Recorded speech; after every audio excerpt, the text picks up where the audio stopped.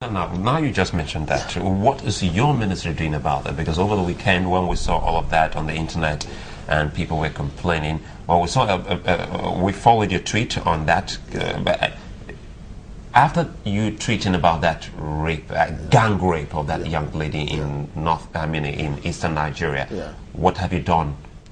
Well, I mean, we've made several efforts. Like I tweeted, I got immediately. I had about the incident. Even before I saw the terrible video, I called my colleague, the Honorable Minister of Police Affairs, and intimated him.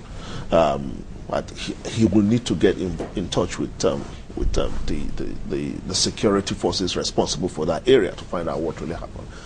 And he immediately got in touch with, I think, the police commissioner or the DCP in that zone, and who denied that any such thing happened. And the minister got back to me immediately that nothing of such.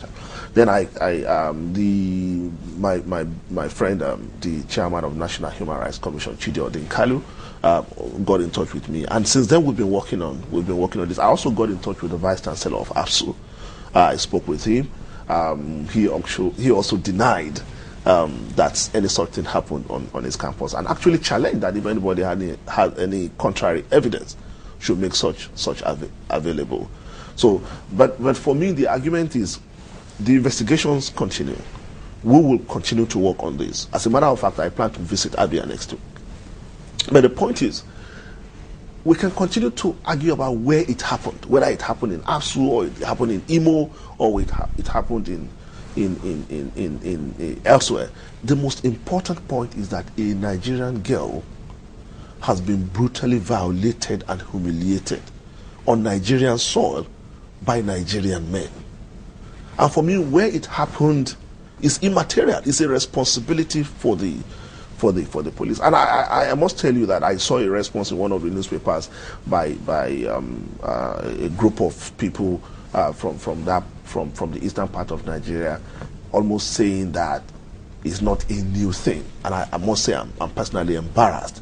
Saying it's not a new thing. That rape case is not a new thing, and that but it is wicked for anybody to do that and circulate the video. So it is the circulation of the video that is the problem, not the for these people.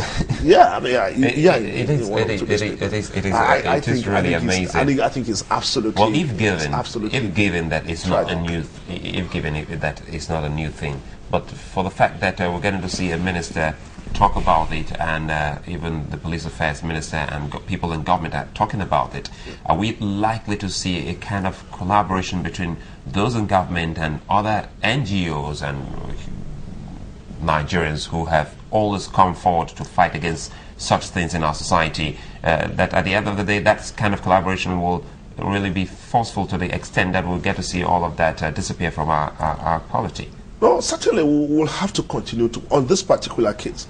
There are two ways to look at it. We can begin to use this latest incident as an anchor point to address the general problem of violence against women. But there is a possibility that once you begin to look at it from that generic point of view, you lose focus on this particular case. So we are not going to lose focus on this particular case. So we'll continue to follow this particular case and follow it to its logical conclusion. That's a promise, right? I'm not a security agent. I can't apprehend anybody, but we know people who have responsibilities. Like I argue, I see my responsibility as that of a champion for young people, first and foremost. So wherever young people have issues or have been, I must follow it. So I'll continue to follow this until we are able to get to the bottom of it. The latest report I got, we are making some progress. The latest I got is that the family is being careful. They don't want to further expose this girl. Yes, but I think at a point we'll be able to build the right kind of confidence, that will enable them to come forward with the right kind of confidence and trust. Are you worried? Honorable Minister, sorry to butt in there. Are you worried that some people, when they put on their television, they get to see some young men and women paraded for crime, and now that particular video will also involve some youth, irrespective of where they're from? Are you worried about trust and confidence that sometimes, you remember in just recent times, someone once made a statement that the Nigerian youth are just not ready for leadership position. So when we get to see all of them being paraded and any talk of crime involving some Nigerian youth, is that an indictment on their capability to perform in leadership position? Look, I started this work as Minister for Youth Development almost about 3 months ago. And on a daily basis, I meet young Nigerians, young ladies, young men. And I'm telling you, nothing else that I've experienced in my life has given me assurance that this country is going to be great, right, than what I see every day in these young Nigerians. This country is going to be great. And not because of anything, but because of the kind of creativity, the kind of energy, the kind of focus, the kind of leadership I see in the Nigerian youth. It is absolutely amazing what this country has. I mean, tomorrow I'm going to meet with some group of young people called Youth Champions. Nigerians, young Nigerians doing amazing things in diverse sectors, in agriculture, in business, in entertainment, and all that. I'll use them to model. This country is blessed. So I don't know the basis for anybody who has said that Nigerian young Nigerians, and even Nigerian history does not support that.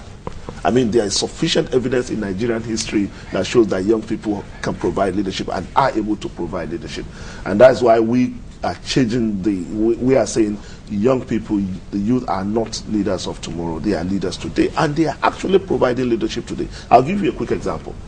Last week, a young lady came to my office. I met her on Twitter. She came to my office. This girl, a 19-year-old girl, she just gained admission to a university in the north, and she said when she went to register for school, she noticed that it was difficult finding a place to eat around the university. So she wants to, as she resumes, she wants to start a business of selling food around the campus.